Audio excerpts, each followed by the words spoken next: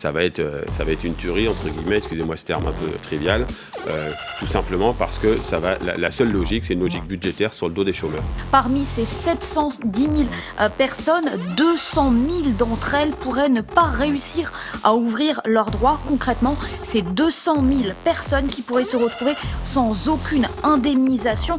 Ce sont principalement les femmes, les saisonniers, mais aussi les travailleurs peu qualifiés qui enchaînent par exemple les contrats courts. C'est une tuerie.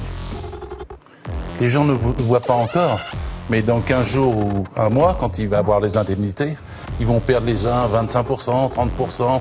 Ça va être un massacre. Les 504 milliards de la protection sociale de 2020, c'est 504 milliards. Ce qu'il veut, c'est les transférer dans le budget de l'État. Et une fois qu'on sont transférés dans le budget de l'État, on dira mais à quoi ça sert ? Eh bien, il n'est plus obligé de s'en servir pour la protection sociale. S'il veut décider qu'il crée 2 porte-avions nucléaires à la place de 100 hôpitaux, il le décidera. Tandis qu'avec le système actuel de budget séparé, il ne peut pas. Quand le budget est séparé, la cotisation est préaffectée, elle est affectée pour le chômage, pour la maladie, pour la retraite. Ça ne sera plus le cas. Il n'y a aucune raison à cette casse de l'assurance chômage. Il n'y a aucune raison. Et c'est injuste moralement, sociétalement, humainement. Est-ce que le gouvernement explique justement où ira l'argent économisé ? Il va faire son... Non, mais est-ce qu'il l'explique Vous savez, quand on l'écoute, c'est facile. Il veut donner 3 millions pour des start-up ou 3 milliards pour des start-up. Si vous l'écoutez, c'est facile. Il donne aux grandes entreprises et au CAC 40 par les allègements de cotisations sociales. C'est-à-dire tout cet argent-là va aller dans la poche des actionnaires, va aller dans la poche des employeurs, des gros employeurs, les petits, ils n'en verront pas la couleur, des gros employeurs, et ça sera retiré de la poche des chômeurs. C'est Thatcher. C'est la destruction complète de 70 ans d'histoire de notre pays, et la casse de l'assurance chômage, avec une baisse des indemnités, avec des difficultés pour pouvoir les toucher. Le cœur de l'injustice, il est dans le fait qu'on ne vous donne pas les garanties pour retrouver un travail, en ayant les moyens de vivre, en pouvant vous transporter pour aller chercher du travail, en vous occupant quand même de vos enfants, et en n'ayant pas une situation de déchéance, une crise de votre propre dignité, parce que vous n'avez pas d'argent, et vous ne pouvez pas dire « je ne peux pas acheter ça à mon gamin ». Il faut au contraire redistribuer les richesses, il faut au contraire redistribuer le travail, réduire la durée du travail, il faut donner des droits à ceux qui produisent les richesses, pas à ceux qui les pillent. Ça va toucher 1 million de personnes, ça va toucher les plus précaires, ça va toucher particulièrement les jeunes, ça va toucher les personnes qui sont en temps partiel imposé les cadres, et qui sont...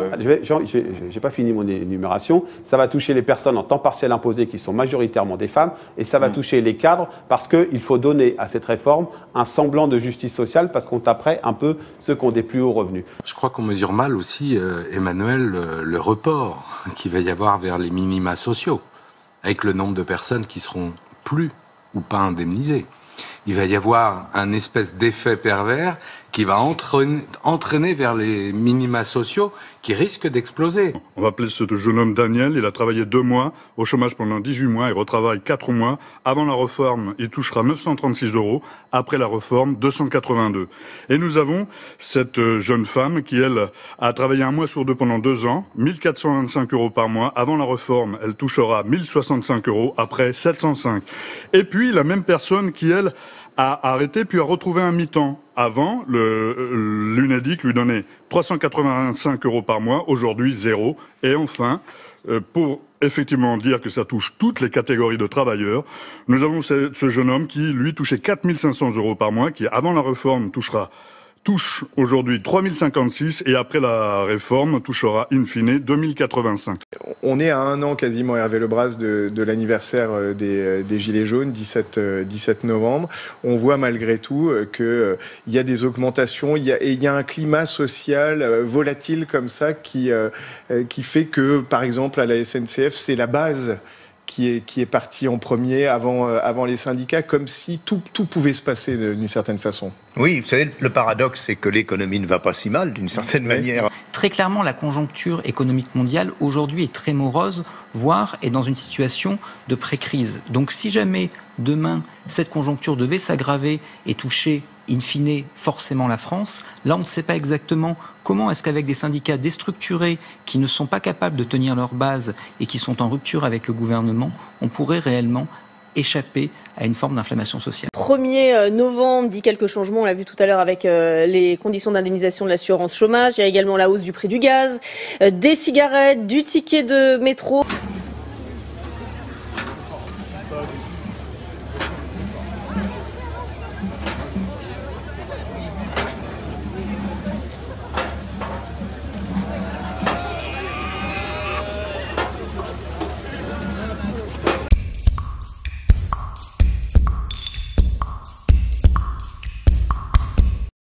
Sur les 2 600 000 chômeurs indemnisés aujourd'hui, l'UNEDIC nous annonce que la donne va changer pour la moitié des chômeurs, pour 50% d'entre eux, soit 1 300 000 personnes. Alors on va rentrer dans le détail, il y a 2 aspects dans cette réforme. Premier aspect, les conditions pour pouvoir toucher mon chômage.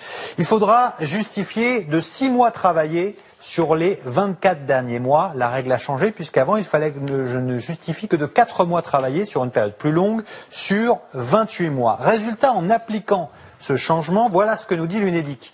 Eh bien que 9% des chômeurs n'auront plus aucun droit, que 12% d'entre eux auront des droits mais ils les toucheront plus tard et 11% auront des droits mais ils les toucheront pendant moins longtemps. Deuxième aspect de cette réforme, le calcul de mes indemnités. Au 1er avril 2020, vous serez indemnisé sur la moyenne de vos 2 dernières années, alors qu'avant, c'était sur la moyenne de la dernière année travaillée. C'est moins avantageux et résultat, là encore, l'UNEDIC a fait les comptes sur 2 300 000 nouveaux chômeurs estimés.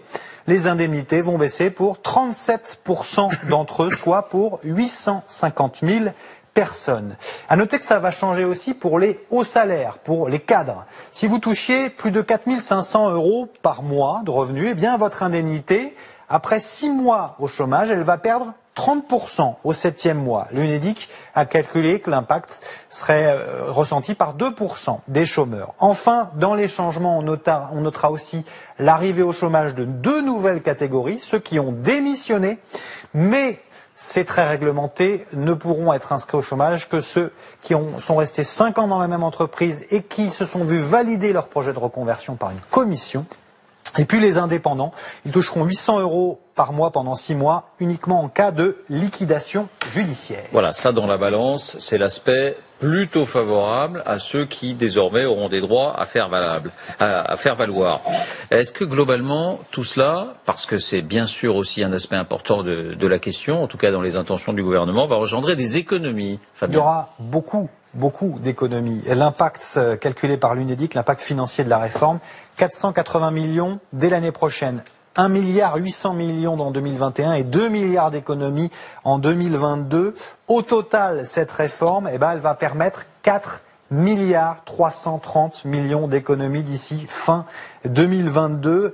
L'assurance chômage ne sera plus en déficit dès 2021. Et question annexe, puisque c'était l'intention affichée par le gouvernement, est-ce que cette réforme devrait inciter au retour à l'emploi? Alors le gouvernement, il avait avancé un chiffre. Il a annoncé qu'avec sa réforme, il y aurait 250 000 chômeurs de moins d'ici 2 ans. Il y a l'incitation au retour à l'emploi, mais dans le calcul, il y a forcément cet effet mécanique avec tous les chiffres qu'on vous a montrés. Tous ceux qui peuvent prétendre au chômage aujourd'hui et qui ne pourront plus le faire demain avec ces nouvelles règles du jeu. À partir du 1er novembre précisément, parce que les conditions d'accès à l'indemnisation chômage évoluent. Selon l'UNEDIC, 200 000 personnes ne toucheront plus aucune allocation chômage, majoritairement des jeunes qui travaillent par intermittence. Et ce n'est qu'une première étape. Il y a ceux qui vont voir leur indemnité disparaître et ceux qui vont voir leur allocation diminuer à partir du 1er avril.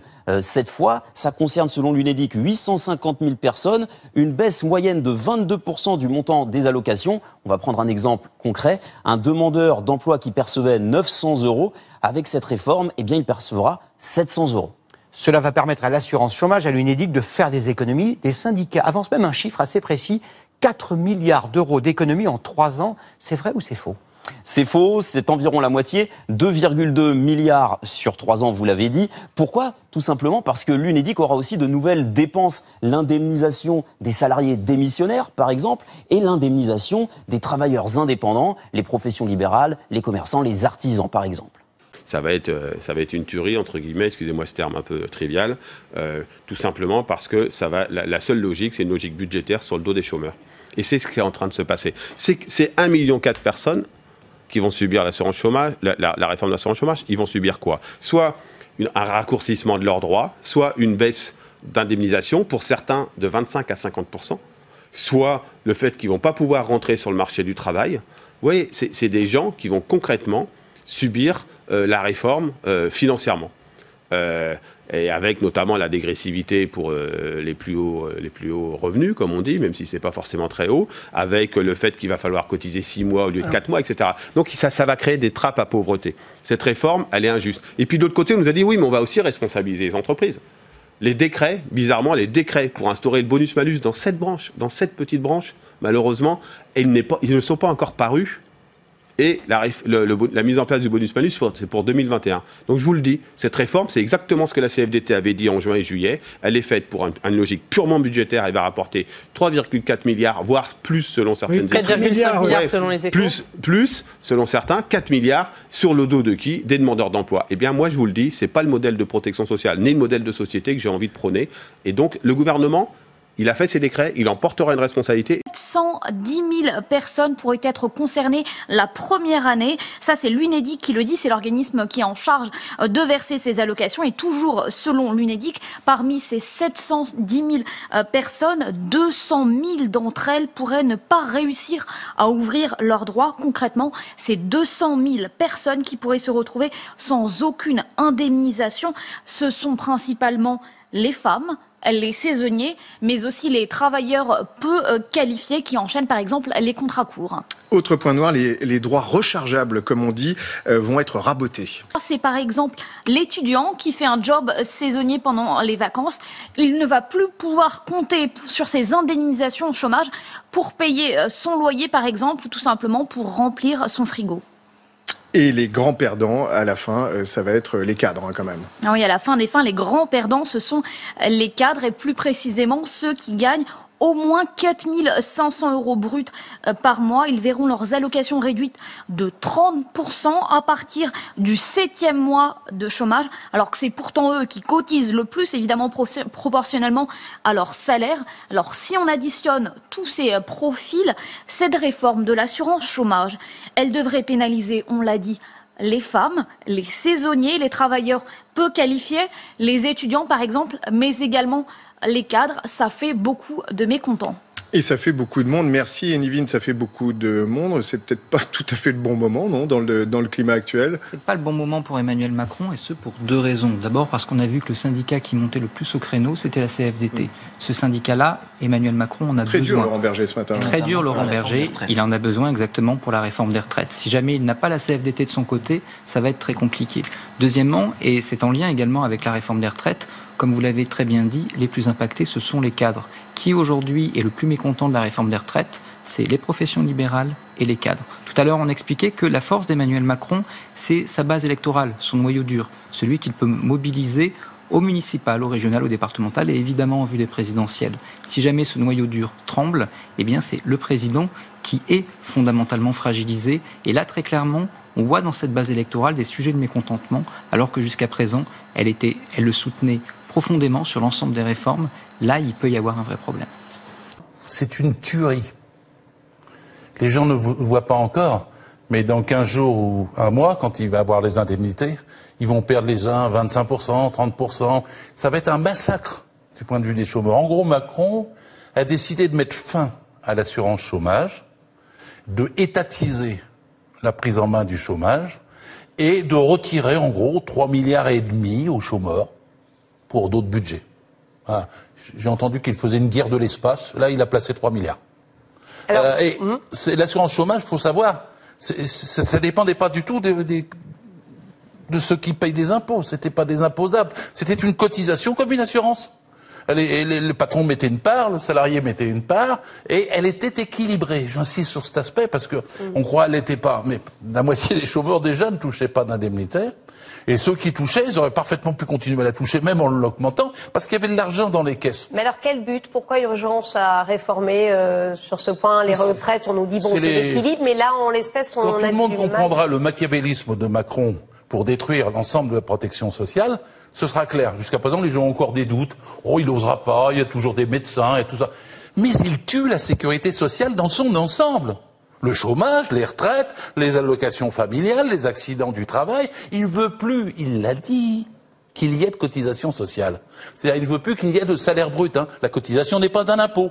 La cotisation, c'est du salaire. La partie patronale, c'est du salaire super brut. Il veut supprimer ça, Macron. C'est une contre-révolution du point de vue du système social que les gens ont du mal à comprendre, ils n'y croient même pas. Il ne va pas nous faire ça. Si, il va le faire. C'est-à-dire, les 504 milliards de la protection sociale de 2020, c'est 504 milliards. Ce qu'il veut, c'est les transférer dans le budget de l'État.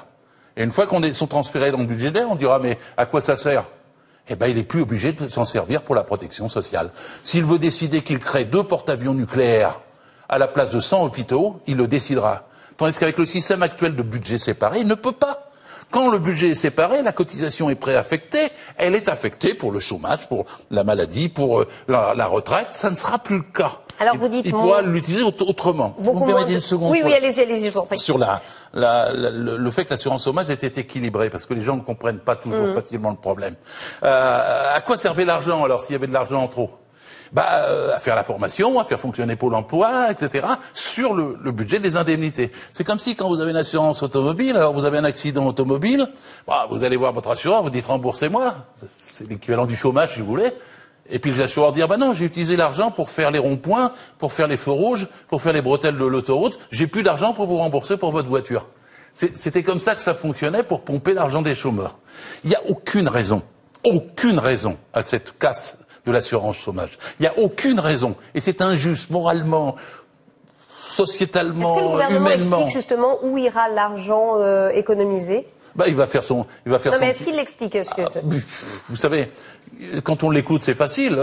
Il veut donner 3 millions pour des start-up ou 3 milliards pour des start-up. Si vous l'écoutez, c'est facile. Il donne aux grandes entreprises et au CAC 40 par les allègements de cotisations sociales. C'est-à-dire, tout cet argent-là va aller dans la poche des actionnaires, va aller dans la poche des employeurs, des gros employeurs, hein, les petits, ils n'en verront pas la couleur, des gros employeurs, et ça sera retiré de la poche des chômeurs. Comme sera retiré ensuite, parce que c'est le début, hein, c'est un ensemble. Parfois c'est difficile de faire comprendre à un peuple entier comment il est en train de se faire gruger, en train de se faire piller. Les gens ont toujours un peu une illusion. Oh, il est jeune, il est encore dynamique, il a dit qu'il était au centre. Il n'est rien de tout ça. C'est Thatcher. C'est la destruction complète de 70 ans d'histoire de notre pays, et la casse de l'assurance chômage, avec une baisse des indemnités, avec des difficultés pour pouvoir les toucher, avec des contrôles. Allez voir le film de Ken Loach qui s'appelle Daniel Blake, Moi Daniel Blake, et vous comprendrez ce qui nous attend. Alors, les partisans, en tout cas, de cette réforme, on va pas se mentir, il n'y en a pas beaucoup, c'est vrai. Même le MEDEF était un peu réticent au début, il s'est un petit peu rangé quand même, autour du gouvernement, en soutien du gouvernement, en espérant que ça créerait de l'emploi. En tout cas, les partisans nous expliquent que cette réforme a été menée en Allemagne il y a 10 ans et que le chômage a reculé. Bon, on peut rire, mais effectivement... On va toujours chercher en Allemagne ailleurs un exemple qui est toujours un peu douteux parce qu'il se passe pas dans les mêmes conditions ni avec les mêmes cotisations. Et puis la précarité a aussi progressé, etc. Moi, je peux vous dire, en Allemagne, par exemple, ils ont fait, Madame Merkel avec le SPD, elle a fait un accord pour qu'il n'y ait pas plus de 2,5% de précaires dans les entreprises de plus de 300 salariés. Pourquoi Macron il n'a pas des idées là-dessus? Il fera pas pareil ici. Toutes les mauvaises idées, on va les chercher ailleurs, et toutes les bonnes idées, on n'en parle pas. Non, je crois que c'est. Vous ne croyez pas du tout à ce que le chômage puisse baisser avec cette pas du tout, pas une seule seconde. Nous avons pour vous, il y a tout à jeter, il n'y a rien à garder. Oui, tout. Puis je vais vous dire quelque chose. Les statistiques sur le chômage qu'on nous donne sont mensongères. Maintenant, on prend plus la DARES. J'allais y venir. Le chômage recule tout de même officiellement selon les chiffres. C'est 6 600 000 chômeurs avec les catégories A, B, bon, mais c'est déjà ça en moins. Vous allez me dire ça va dans le bon sens quand même. Non. Mais si, quand même. C'est les statistiques qui baissent pas le nombre de chômeurs. Bon. Parce que vous prenez d'autres moyens pour les compter. Vous dites, le compte n'est pas pareil. Madame Thatcher, elle avait modifié 27 fois la comptabilité du chômage. Macron, il est déjà à la 2e. Et quand on vous dit, regardez les chiffres de la DARES, regardez les chiffres de Pôle emploi, c'est comme l'année dernière. Ils vous disent, non, parce qu'on a pris les chiffres du BIT, on calcule pas de la même façon. Il faut pas que les gens se laissent abuser. Même sur les chiffres, on peut pas le croire, ils manipulent.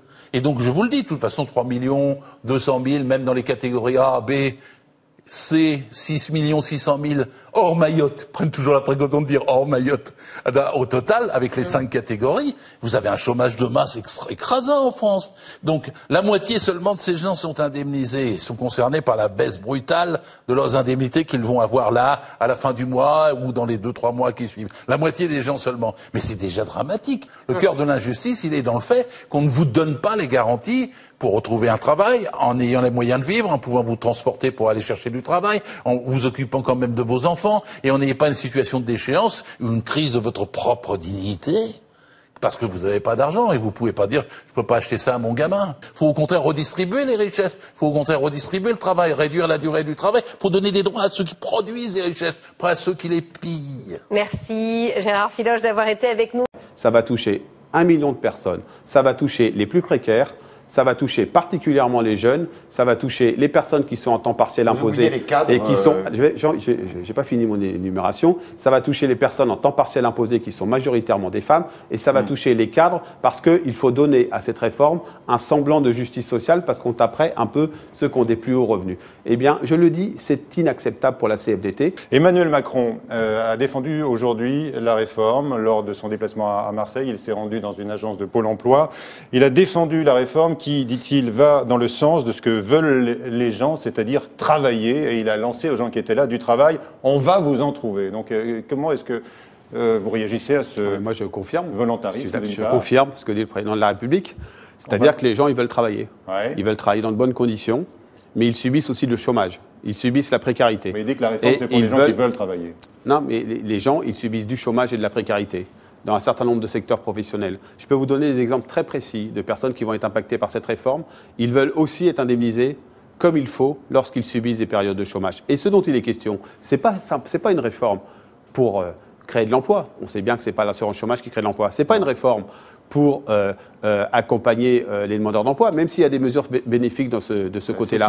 C'est d'abord une réforme qui va toucher de façon très très dure 1 million de personnes dans leur indemnisation, qui va les toucher parce qu'ils auront des conditions d'accès à l'assurance chômage beaucoup plus difficiles qu'auparavant. Ils auront une indemnisation moins forte, notamment quand ils seront en situation de précarité et qu'ils alterneront le chômage et le travail. Oui, et ça, c'est inacceptable. Je crois qu'on mesure mal aussi, Emmanuel, le report qu'il va y avoir vers les minima sociaux, avec le nombre de personnes qui seront plus ou pas indemnisées.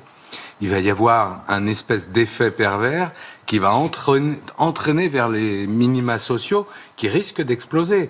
Muriel Pénicaud avait promis en juin de cette année une réforme, comment disait-elle, une réforme contre la précarité. Pas du tout sûr qu'on aille dans ce sens-là. Oui, d'autant plus que vous l'avez vu dans la dernière publication de l'Institut des politiques publiques et aussi de l'INSEE, c'est justement les 10% les plus pauvres qui actuellement ont été le plus pénalisés, alors que les classes moyennes au sens large du terme ont plutôt bénéficié des 2 dernières années. Les plus pauvres et les plus riches, donc là, en l'espèce. C'est plus compliqué que ça. Les plus riches, non. Il se trouve que dans les 10% les plus riches, les 1% les plus riches, alors oui, très nettement, mais les 9% suivants, non, ils n'ont pas été, ils se maintiennent, si vous voulez. Puis ensuite, jusqu'à 90%, là, il y a une amélioration assez nette, mais les 10% qui sont les plus pauvres ont déjà nettement perdu, et vous avez raison de le dire, ça va être encore pire avec cette réforme du chômage. Avec un report vers les minima sociaux. Oui. Ce 1er novembre voit aussi les nouvelles règles d'indemnisation de l'assurance chômage. Les conditions d'accès vont être durcies. Reportage à Lille, François Wasson et Thierry Chartier. Nouveaux demandeurs d'emploi âgés de moins de 53 ans devront avoir travaillé plus longtemps et dans un laps de temps plus court pour obtenir leur indemnisation chômage. C'est plutôt affligeant, on a travaillé, on a le droit de toucher quelque chose pendant une période de chômage, parce que sinon après ça va devenir comme certains autres pays où l'accès au chômage est très difficile. On travaille pour ça, donc puis si on n'a plus de travail, si on est licencié et tout, c'est pas de notre faute. Donc ouais, non, c'est nul. Autre changement, il concerne cette fois le rechargement de ses droits au chômage. Là aussi, le gouvernement serre la vis. Objectif, lutter contre la multiplication des contrats courts en CDD ou en intérim pendant la période d'indemnisation. Pas beaucoup de sociétés qui embauchent directement une personne qui vient d'arriver. Il n'y a que des CDD, donc il n'y aura que ça. Je ferai les demandes, mais bon. Et pour recharger vos droits, ce sera plus difficile. Ah, ça sera de pire en pire, oui. Mais bon, ou bien, plus rien faire, mais à ce moment, on ne touchera plus rien, mais bon. Je ne sais pas où on ira chercher l'argent. L'UNEDIC estime que ces mesures vont précariser la moitié des nouveaux demandeurs d'emploi dès cette année. À travers cette réforme, le gouvernement prévoit 3,4 milliards d'euros d'économies sur 3 ans. À partir d'aujourd'hui, les conditions d'indemnisation des demandeurs d'emploi vont être durcies pour ces conditions, durcissement des conditions d'éligibilité et ainsi qu'une nouvelle formule de calcul de l'allocation. Pour les syndicats, ça va faire beaucoup de mal. Écoutez. Cette réforme, elle va faire beaucoup de mal aux demandeurs d'emploi.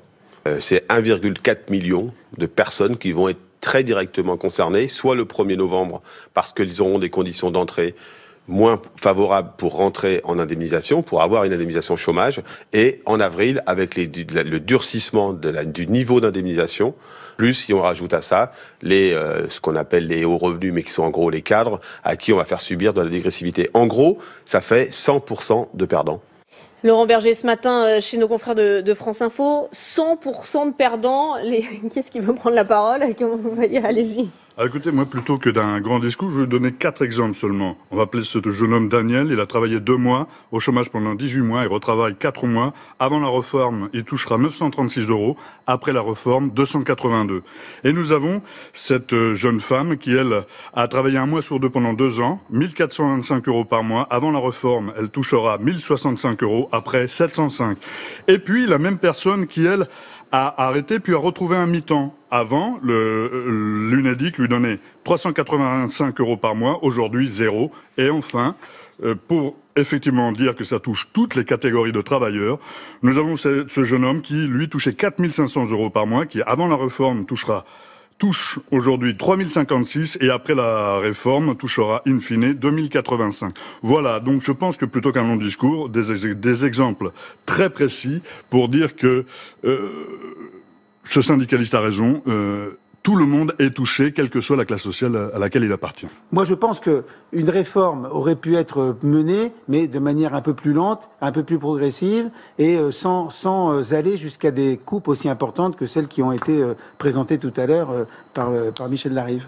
Michel Larive, justement, sur ces mesures-là, est-ce que c'est, je posais la question, c'est un tour de vis de la part du gouvernement? Comment vous l'interprétez? Oui, c'est encore un tour de vis. On cherche toujours l'inflexion sociale que voulait donner ce gouvernement au sortir de certaines manifestations. On cherche toujours cette inflexion sociale. Elle n'existe pas. Et on va chercher l'argent toujours au même endroit. C'est un peu dommage. C'est pas un problème de moyens. Les moyens sont là. Ils sont mal distribués, tout simplement.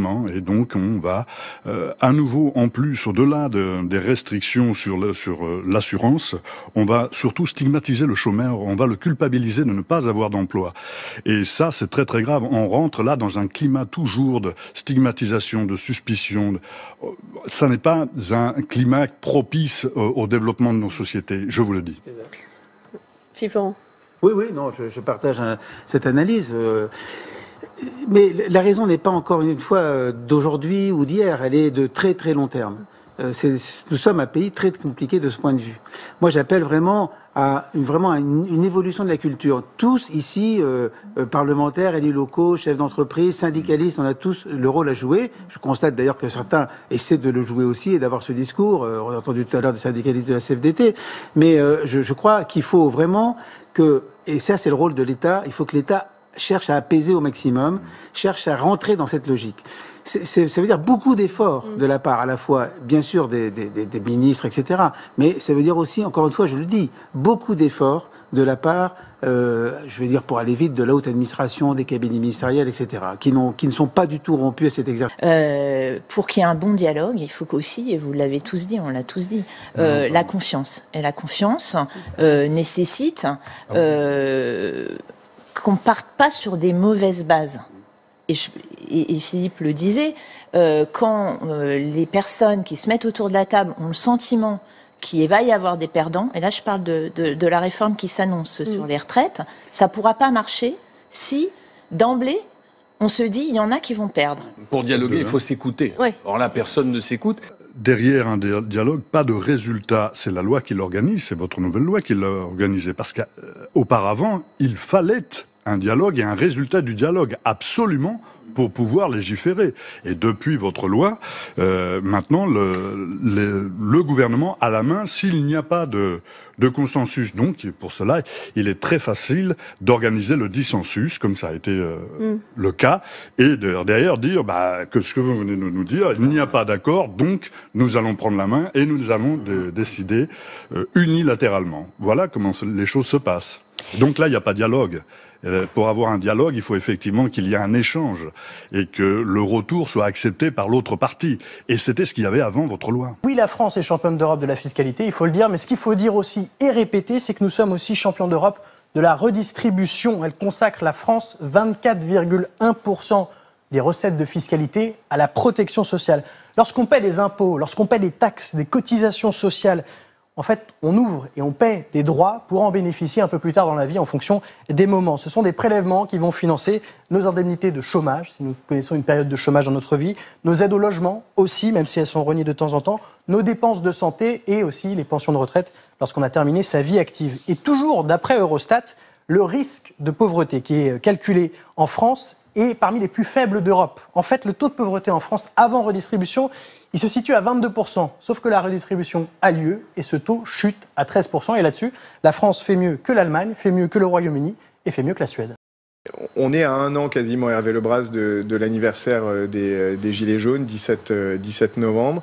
On voit malgré tout qu'il y a des augmentations, il y a un climat social volatile comme ça qui fait que, par exemple, à la SNCF, c'est la base qui est parti en premier avant les syndicats, comme si tout pouvait se passer d'une certaine façon. Oui, vous savez, le paradoxe, c'est que l'économie ne va pas si mal, d'une certaine manière.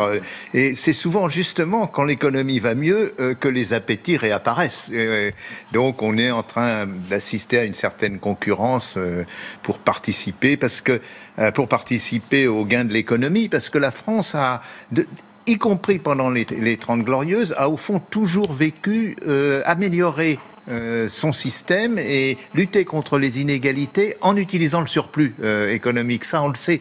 Donc, c'est ça qui entre dans la négociation. En même temps, est-ce que tous ces mécontentements vont se fédérer? Je pense que non. On est vraiment entré dans une période de mécontentement en silo. Vous avez vu, par exemple, pour les Gilets jaunes, les banlieues n'ont pas bougé.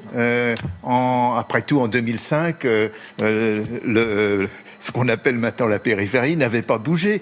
Donc, on va voir pour la SNCF, mais ce qu'on appelle la convergence, je pense, ne se produirait pas. Ça va créer un climat qui n'est pas bon. Je ne sais pas quelles en seront les conséquences, mais je ne crois pas que ça créera un mouvement, après tout, comme on en voit au Liban, comme on en voit en Algérie, avec des millions de personnes dans les rues, si on prend à l'échelle de la France. Donc, je pense qu'on va être dans ce climat morose à la française pendant assez longtemps. Et dans certains pays, des manifestations qui sont déclenchées par des hausses d'un simple ticket de métro, par exemple. Mais effectivement, c'est difficile à évaluer s'il y aura convergence ou agrégation des luttes. Et ces mécontentements en silo, c'est une bonne image qu'a donné Hervé Lebras. Effectivement, juste, par exemple, c'est symptomatique cette réforme, encore une fois, de l'assurance chômage. Parce que tout part aussi de la manière dont ça a été vendu par le candidat Macron. Donc si on revient à la campagne présidentielle, ça n'a pas tout à fait à voir avec la réforme qui est aujourd'hui présentée de l'assurance chômage. Donc, pour certains, se disent, attendez, on nous a promis quelque chose, on n'est pas... voilà. Alors après, le gouvernement a peut-être fait face à d'autres difficultés, situations qu'il n'avait pas envisagées. Mais en tout cas, c'est pas pareil. Dans cette réforme d'assurance chômage, on a dit aussi dès le début, on va discuter. Il y a eu un premier round de négociation, de discussion, un deuxième round, et puis au final, le gouvernement a dit, attendez, stop, on arrête là, je reprends les choses en main. Emmanuel Macron a dit aux syndicats comme au patronat, vous êtes en quelque sorte irresponsable d'une certaine manière, donc vous allez voir ce que vous allez voir. Or, ces fameux partenaires sociaux, ces fameux corps intermédiaires, il en a aussi besoin pour rejoindre ce que disait Benjamin, sur notamment d'autres réformes, la réforme des retraites, qui est aussi une réforme à haut risque. Donc tout cela, ici, par là, puis ici, puis repart là, c'est vrai que ça crée des bouts et des portions de tension, et on ne peut pas savoir, et je ne sais pas qui pourrait dire aujourd'hui, on va aboutir à ça. C'est ça, c'est ce gros point d'interrogation en fait qui crée une certaine fébrilité. On attend la fin du mois. On est dans une situation de tension, on est dans une situation de tension qui est d'autant plus problématique, si vous voulez, que, encore une fois, ça part de la base, comme on le disait, et vous dites que l'économie va bien, mais on a quand même un phénomène de relance avec les mesures anti-gilets jaunes qui font que l'économie aujourd'hui française ne va pas trop mal. C'est pas le cas de nos voisins. L'Allemagne va très mal, les États-Unis sont dans une situation un peu paradoxale, la Chine également est au ralenti et ne va pas très bien. Très clairement, la conjoncture économique mondiale aujourd'hui est très morose, voire est dans une situation de pré-crise. Donc si jamais demain cette conjoncture devait s'aggraver et toucher in fine forcément la France, là on ne sait pas exactement comment est-ce qu'avec des syndicats déstructurés qui ne sont pas capables de tenir leur base et qui sont en rupture avec le gouvernement, on pourrait réellement échapper à une forme d'inflammation sociale. 1er novembre dit quelques changements, on l'a vu tout à l'heure avec les conditions d'indemnisation de l'assurance chômage. Il y a également la hausse du prix du gaz, des cigarettes, du ticket de métro.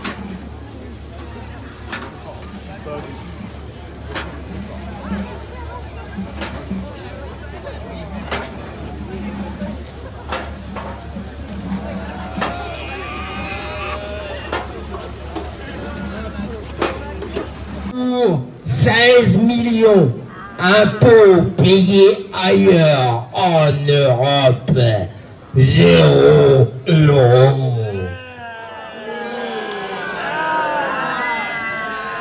Un restaurant McDo est forcément déficitaire. 24% de son chiffre d'affaires part au Luxembourg. Du coup, McDo paie 0 impôt sur les bénéfices.